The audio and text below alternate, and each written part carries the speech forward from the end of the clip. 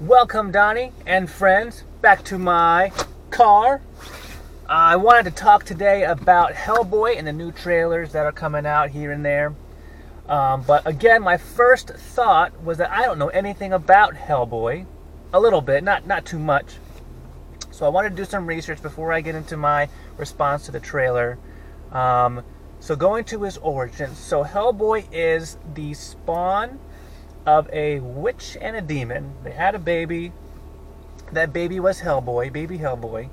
At birth, his father, the demon father, cut off Hellboy's right arm and replaced it with what you see in the movies and in the comic books, the big stone-like arm of his. It's actually called the right arm of doom, and it has some special significance that I'll get a little bit into in just a bit.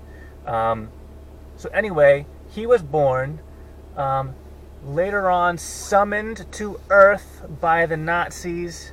It's kind of cloudy exactly how this happened, but he was spawned to Earth. The U.S. found him and brought him and raised him. He was under the watch of a professor. That's the guy you see in the trailers and in the previous movies. Raised him. Again, he works for, he ended up working for the Bureau of Paranormal Research Division or something like that, which again you see in the previous movies. And so so that's kind of his shtick, is he works for the government in that aspect, fighting against evil powers, demons, those monsters you see in the new trailers and in the previous movies. And I keep saying new in the previous because actually the movies are kind of similar in how they portray him and what he does. The only difference I think has to do with kind of the timeline. I feel like the first two movies, the other two movies, I don't think they're not tied together necessarily, but the first two movies were kind of just, I don't know, general movies about what Hellboy did, kind of. I think this new movie coming out has more to do with like the end times. Like here's a little a pause section of the trailer.